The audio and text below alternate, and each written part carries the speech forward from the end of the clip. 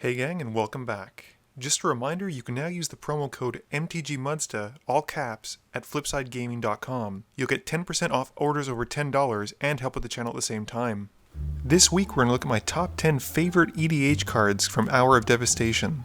Just a bit of a disclaimer, these choices are based on my experience in EDH and in no way reflect what you consider good or bad. If you have a different list, let me know in the comments below. First up, let's look at Crash Through. A sorcery speed card, for only 1 red mana, we're able to give our entire board trample, which is fantastic. What makes this card more appealing for me is the fact that you get to also draw a card. Red typically doesn't have a lot of spells or abilities that allow us to just simply draw a card, so coupled that with the fact that we're able to give our entire board trample, and we don't even have to have a board in order to get the card draw, this is a really interesting card and something that I'd really like to experiment with in Krenko and maybe even Prosh. Next up is Unsummon. Although it's not exactly a new card, I have to give a shout out to the new art. It's gorgeous and I think it's going to be a fantastic foil. That's really the only reason it's on this list. Overwhelming Splendor also makes a cut on this list, but I don't consider it part of my top 10. It's a fantastic budget card if you don't want to pay all the money for Humility. However, like many budget cards, it doesn't have as powerful an effect as the original. It unfortunately only hits one player's worth of creatures, but it does have the added benefit of preventing them from activating abilities outside of loyalty counters and mana. But when you compare this to the fact that Humility costs 4 and this costs 8, I still consider Humility a much better card. The last honorable mention on my list is Crested Sunmare, the lord we didn't know we needed, but now we have it. I think this will have more of an impact in Draft and Sealed, and maybe even Standard a little bit, but as you know from my love of tribals, I'm eager for the day when we get to have a horse tribal deck. And those are my honorable mentions. Now let's get into the top 10. Number 10, Uncage the Menagerie. It's often hard to judge spells with X in their cost. A lot of the potential in this card is whether or not you have a good curve with a lot of creatures at certain converted mana cost levels. I would not be surprised to see the majority of the time this card being cast where the X is 3, as EDH is a bunch of fantastic creatures at the 3-drop spot like Eternal Witness, and being able to find 3 of them is great. Number 9, Scavenger Grounds. Barring the competitive scene, I know a lot of black decks that run Bojuka Bog to hate out graveyard-based strategies, but for as many decks that run Bojuka Bog, there are as many times where you wish that the card came into play untapped. Scavenger Grounds is exactly what you want in that scenario. And not only that, it can go into any deck as it's colorless. Sure, you have to pay 2 colorless mana and sacrifice it in order to get the effect, but it can sit on your board and act as a rattlesnake. This is often enough to force our opponents to rethink their strategies and maybe go a different route as opposed to cheating out their graveyards. Number 8, Hour of Promise. Now, I know exactly what you're thinking. 5 mana for 2/2/2 black zombies is a heck of a deal, and you only need to control 3 deserts to make this happen, which is basically all the time. But in all honesty, being able to tutor for any 2 lands you want is so powerful in EDH.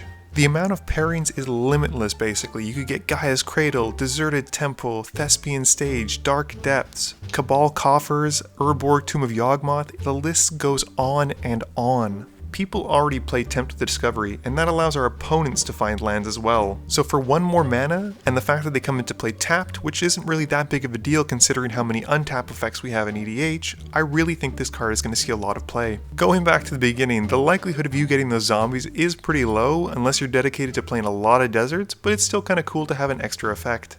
Number 7, the Scorpion God. I think this is a fantastic example of the direction they're taking to try and push the boundaries in terms of what a commander can and can't be when limited to a color pairing.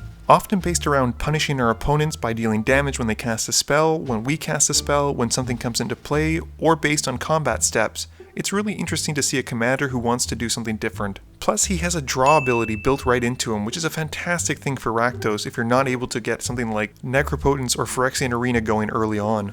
It also doesn't hurt that these are thematically and flavorful commanders that have been added to our roster. It's really cool to see them drawing from more and more Egyptian mythology, and the Scorpion God is a fantastic example of a plague, as it weakens your creatures while still benefiting and getting stronger by drawing. Number 6, Solemnity.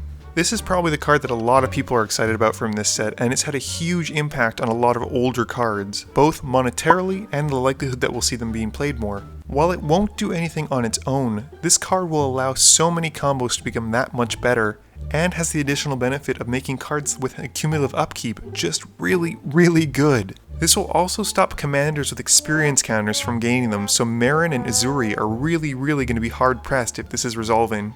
A fun effect, and only for 3 mana, which means it can come back with Sun Titan. This is a fantastic hate bear card for a lot of decks, and it also is a combo enabler at the same time. I would rank this higher on the list if it weren't for the fact that it needs other cards in order to really get anywhere. Number 5, Razaketh the Foul-Blooded. Oh my goodness. They did it. They finally did it. This is the demon to end all demons. I was a huge fan of Griselbrand when they spoiled him, and I can see why he was spanned in EDH because he's so powerful for what he does. Razaketh might not be the same level as Griselbrand, being able to pay 7 life to draw 7 cards, but being able to pay 2 life and sacrifice a creature to find any card in our library is definitely a close second. I don't think we'll see him as much in the commander slot as we will in the 99, since the fact that he costs 8 mana is a bit of a rush to get to, and having to be able to sacrifice a creature in order for his ability to happen is a bit tougher when compared to Griselbrand, who just comes into play and you can dump as much life as you want into drawing cards. I will say, however, that I will happily jam this card into any deck that has a graveyard theme and I can cheat him out early on and then sacrifice my dorks to tutor for my endgame combo. I love the design, I love the card. This is a fantastic example of an interesting design at a pretty fair cost. Number 4, Hour of Revelation. A 6 mana board wipe is typically not something I'd want to run, even in EDH where I have access to tons of mana. But if you were to tell me that this 6 mana board wipe has a clause that allows me to cast it for 3, well, I think it's safe to say you've got my interest. In most cases, paying 6 mana to wipe the board of all non-land permanents is probably justifiable to run at least as a 1-of in your deck, but typically it's difficult to cast in the time when you really need it. The clause that allows us to cast this for 3 less as long as there are 10 or more non-land permanents on the board really opens the door for this card. I'd imagine based on the current state of EDH with how many people who run mana dorks, mana rocks, and early game enchantments, this will be easily castable on turn 3 consistently. Number 3, the Locust God. Probably the strongest of the 3 gods spoiled in Hour of Devastation, the Locust God is a combo magnet, and I'm sure a lot of people are excited to build around him. I'm all for seeing new commanders and color pairings that typically tend to adhere to 1 or 2 commanders, which is it does in the form of Nin the Painartist or Niv Mizzet.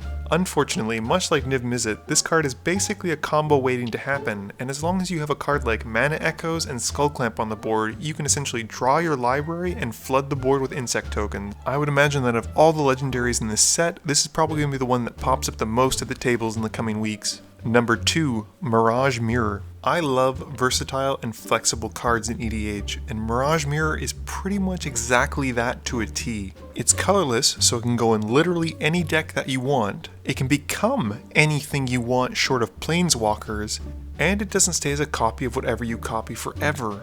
This is fantastic, as if you need a copy at Grim Monolith to get that 1 extra mana, you're not stuck having to pay 4 the next turn to untap it, since it stops being a Grim Monolith at the end of your turn. I can't wait to play with this card, and I'm going to jam it in as many things as I possibly can. I cannot wait to try it in Krenko and to copy someone's Gaia's Cradle and then tap it for 1 billion green mana because of my goblins. And lastly, number 1, Ramunap Excavator. This is it, ladies and gentlemen, the card we have been waiting for so long, or at least I have, a functional Crucible of Worlds reprint. Now, I'm sure a lot of people are going to say, oh, well, you know, this card dies to removal, whereas Crucible stays on the board. But even if it does die to removal, there is so much creature recursion in EDH that it's really easy to bring this card back from the graveyard. A fantastic effect on a decent sized body with 2 power and 3 toughness for only 3 mana and only 1 green colored symbol. This is a great EDH card, and one I plan on trading for aggressively, as I have a lot of green EDH decks who would love this effect. Well gang, that is my top 10 favorite EDH cards coming out of Hour of Devastation. What did you think? Do you have any favorites that didn't appear on this list? Let me know in the comments below. Please be sure to tune in every Monday at 11 AM Eastern Standard Time for a guaranteed new video, with a second video popping up sometime during the week. You can also follow me on Twitter at MTGMudsta, or check me out on Twitch at twitch.tv/MTGMudsta. This video is brought to you in part by support from my Patreons. If you're looking for a way to help out the channel, please be sure to visit the link below or in the About section. As always, thank you guys for watching, and please be sure to like, comment, share, and subscribe for more.